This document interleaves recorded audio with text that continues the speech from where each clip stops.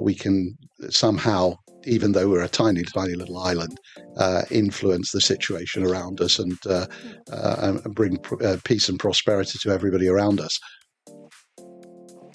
John, why do people invest in ships and aircraft? They seem to have endless problems. And he said, Tasos, if you say you own a widget factory, nobody will want to date you.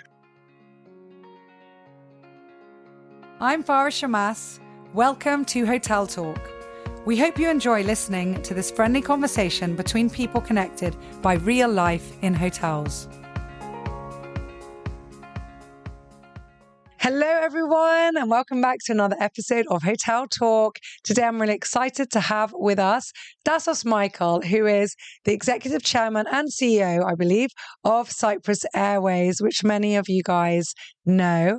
So, Tasos, thank you very much for being with us. It's a pleasure. Let's start with talking a little bit about you before we go on to the airline. Tell us about you. Who are you, Tasos, and where did you grow up, and how did you end up running this airline?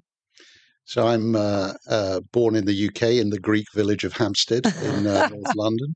I've lived in the UK most of my life, but I have travelled and lived all over the world, in the US, in Greece and various other places. Spent a lot of time in the Caribbean.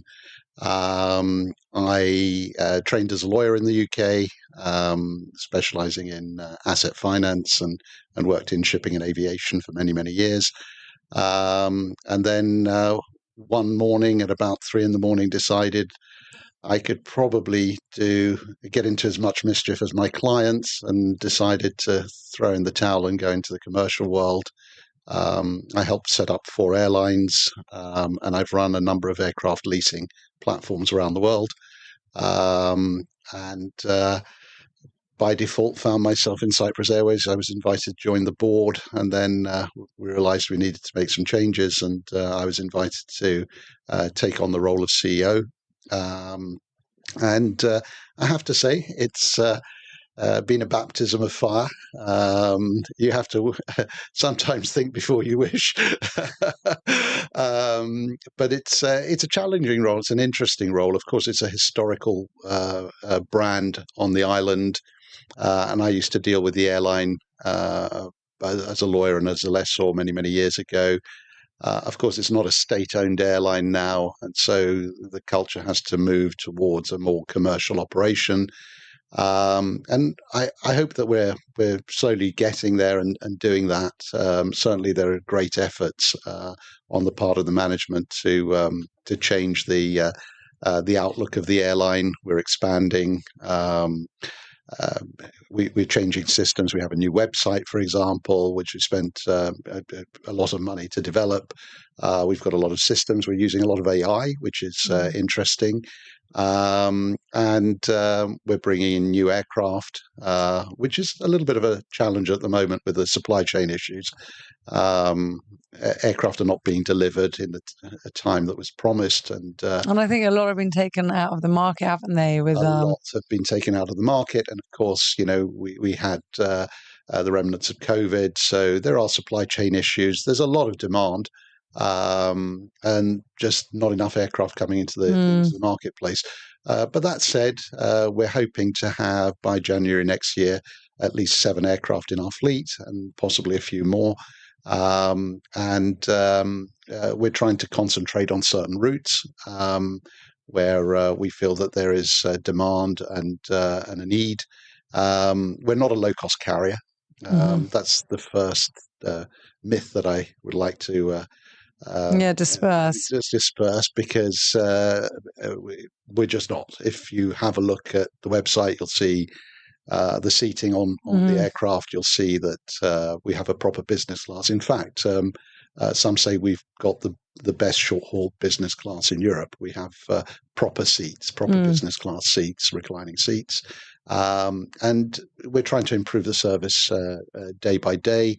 I have a new CCO, Veronica Postatero, who is she's one of the most senior executives in Qatar, Emirates, and Etihad.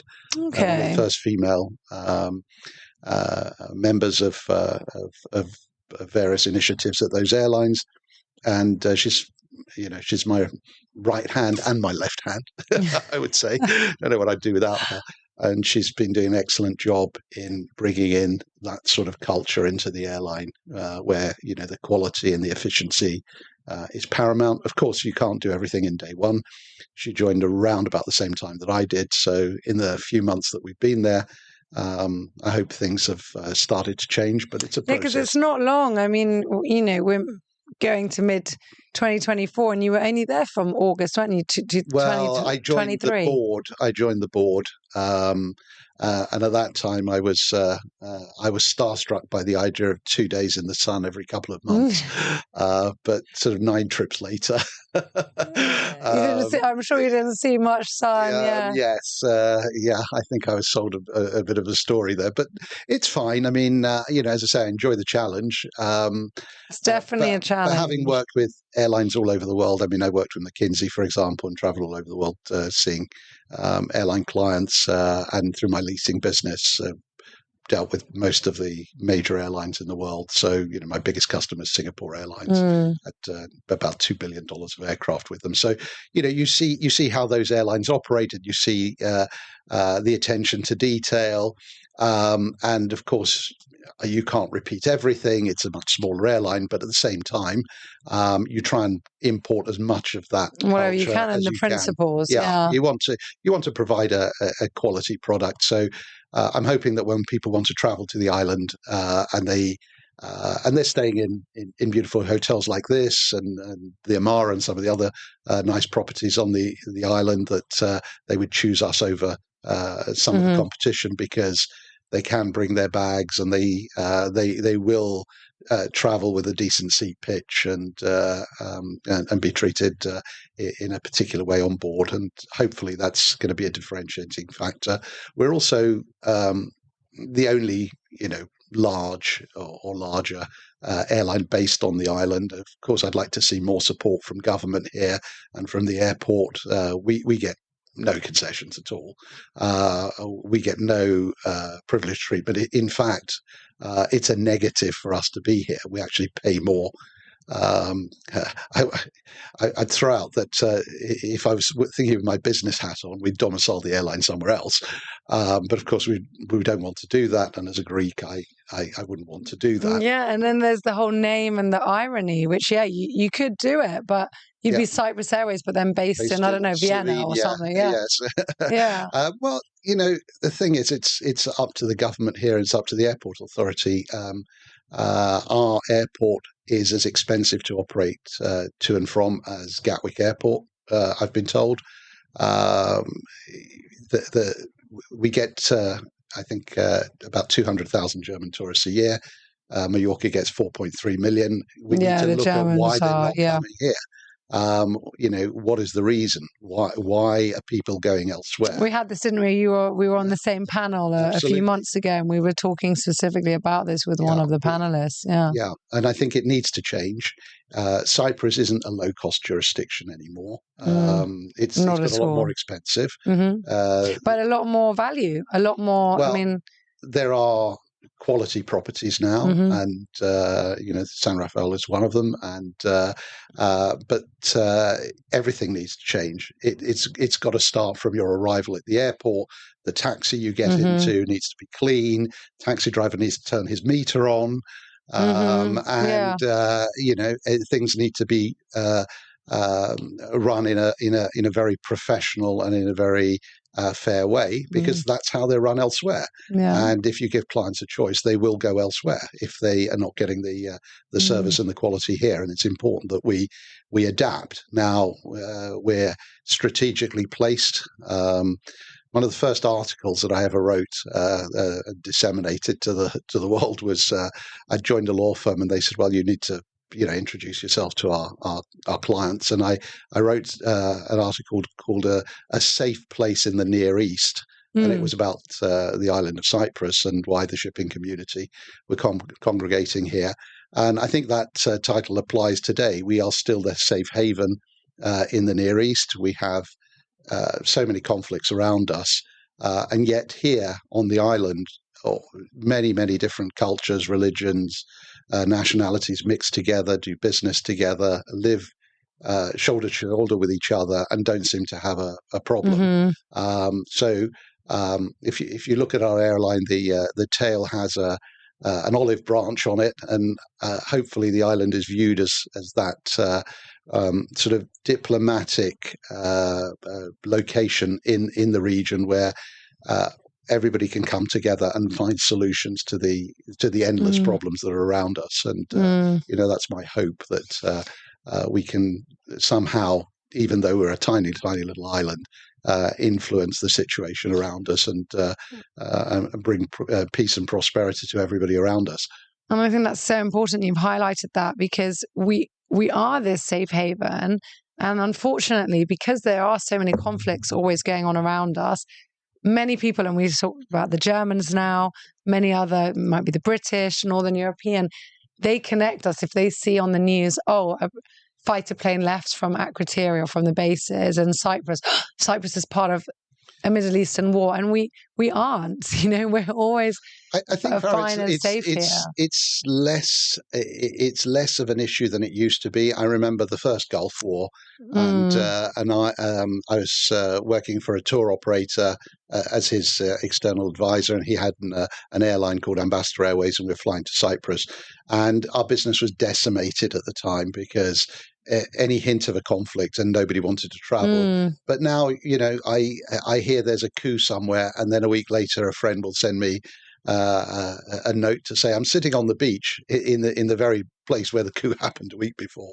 I think people have become a little bit immune. A little bit, but it's still there. But it's still there. You can see it even this year. It is definitely an issue. Which we don't. There's nothing. Everything in Cyprus is perfect. If anything, the weather's been amazing in winter. The weather's been incredible here, and I've enjoyed the weather.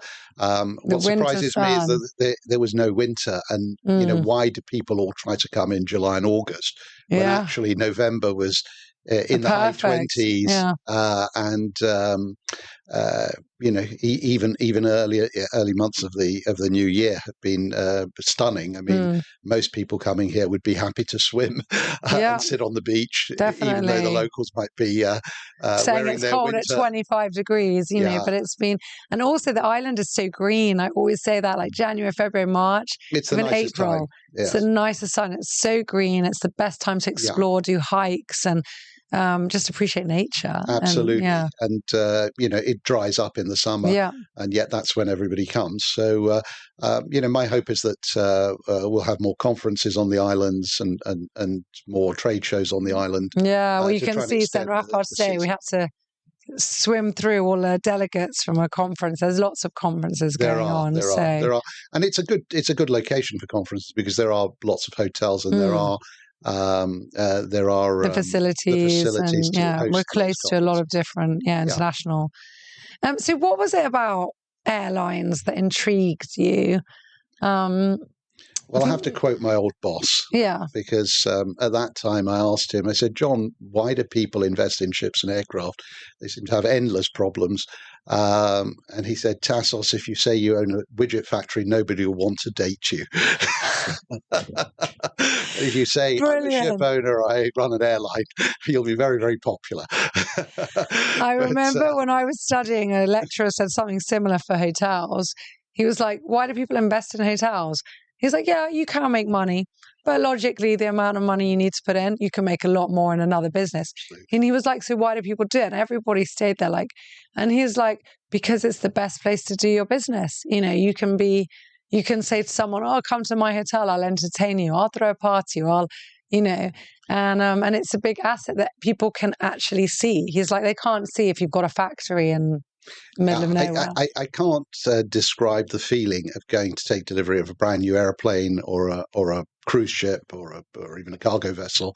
It's a special feeling. They are machines, and they are massive machines, and they cost, in some cases, maybe even in the hundreds of millions of dollars. Millions, and you have to marvel at the product and what it does. And aviation brings the world together. Transportation. The aviation community is a very small one and very tight knit, and it surpasses the political differences. Most people in this industry are able to communicate with each other, work with each other, help each other, which is a huge plus, and maybe a beacon for others to emulate. But it's a complicated business. It involves huge amounts of money. The logistics. I've never really run an airline. I've sort of set them up and then passed the baton and gone to sit on the beach somewhere.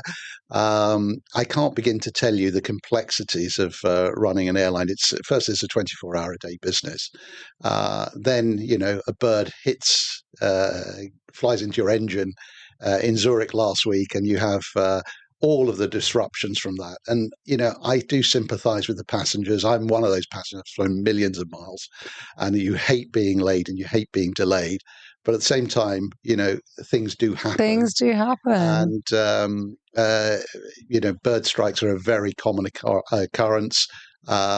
Short of killing all the birds, they're going to happen. And actually, the way that we look after the environment these days means that we're getting more bird strikes rather than less. And they can be very dangerous. But you have to work through it. You have to find an alternative aircraft. You have to put the passengers up in hotels. The rest of your schedule gets disrupted. And so, how do you deal with the passengers down the line? The ones that were waiting for the aircraft to arrive so they could move to their next destination. So I have to say, you have to experience it to understand it fully. I do sympathize with the passengers, but at the same time, safety is the priority in any airline. And I think if you had experienced it, even as a passenger, you would be a little more sympathetic, I think, at what really needs to be done. It's not like you can just magic another aircraft unless you had one parked and ready to fly. So it's a big problem at the moment because of the supply chain issues. Rival airlines, 10 aircraft on the ground waiting for parts, airlines waiting for deliveries that should have been in April but will now be in July. Or might not be until August, and then what about their summer schedule? So we're all experiencing the same issues at the moment, and I think that it's hard to explain that to a passenger. Most passengers don't really care or understand. Yeah, they want it's an to. issue, and it's not as if it's just one airline these days. So even the large airlines have the same problem. Definitely, everyone has it. Absolutely. And so at the moment, you guys are flying mainly to Greece, actually, which is nice. A lot of islands as well. We do direct. A lot of Greek islands, a lot of Greece. Of course, the local community, that is their go-to destination. We're trying to persuade them to go to other places: Barcelona, Paris, Zurich. Well, but are there plans to expand? Some of my questions for you. Well, we are flying. We're flying to quite a few destinations already. I know. Yeah, we fly to destinations in the Middle East as well. And plans to expand, maybe to go to London again, or it's something that we're looking at and exploring. And of course, that would be a natural step for us because of the large community there. But 80% of our passengers are inbound, and they are foreign passengers. So they could be French, German, Italian coming in from Milan. So, yeah, of course, we want the population on the island to be happy. The population on the island, of course, is changing. There are so many new companies that have been set up here, be they shipping, IT, or Forex. And they, of course, want to travel as well. They might be a bit more adventurous because they've come from the outside. But the plan is to try and increase the number of destinations. And as we add more aircraft, we will increase the number of destinations we fly to, and we will increase the frequency. But you have to work with the community you have. The demand, supply and demand. It's still quite seasonal, but hopefully we can change that with the government and the help of the local hotel community. But we are a small airline. Of course, there are alliances that we have and that we're developing. So we could, in theory, fly the people to another destination, and then they could be carried from there to the more the more distant locations, Yeah, Far East, hubs. America, for example. It has been tried here to have flights that go to the States in the past. It's not an easy thing to do. You need to have two-way traffic. Of course, it's convenient if you want to go from the island and arrive in New York, but at the same time, are there people in New York who want to come to the island? Yeah, and it's And got to so, be profitable. It's a business. yeah, Yeah. yeah. And the costs of operating an aircraft, again, I don't think people really realize. You have your lease or your financing for the aircraft. You have fuel costs, which are, very expensive at the moment.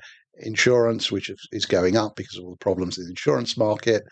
You have Staff. taxes, staff, but taxes, the taxes that are leveled, the airport charges, the landing fees, and all the other things that go with operating an aircraft. And people think that the ticket cost X, they must be making a fortune. Well, I'd invite a few of them to come and sit down with me, with our finance director, and they'll see that actually the amount of money you're making per seat is minuscule. And if you look at and sometimes losses. Oh, yeah, absolutely. You because it's a disposable asset. That's what I try and explain to people in the hotel. Like if I have a room tonight, if there's 100 rooms and 50 of them are not booked tonight, that's it. They're gone. Tomorrow, I can't sell those rooms You've of lost yesterday. the opportunity. That's it. So yeah, the opportunity cost. But you still had the costs of maintaining the rooms, the staff, and all of the overhead. Fixed costs are very high. The variable is small. So once you've hit your fixed costs, and I think the model is the same, and I do explain that to people even though they don't like it, but with the overbooking situation, you sometimes you have to maximize your profits and get. If you look around Europe and if you look in the States and many of the airlines around the world, sort of $5 profit is considered good. Imagine. It's not as if these airlines are making a fortune, but it's the volume of people. And I was with somebody from an airline earlier on in the week, and they were talking about serving coffee, and they said we have 50 million passengers a year. So of course, making 1 cent or 2 cent per passenger is still a meaningful amount of money. But the reality is that the costs are rising. Air travel is becoming more expensive, as is hotel accommodation. I hear all the different arguments about sustainability. I hear all the different arguments about taxing the industry more, but it will just mean that ordinary people won't be able to travel.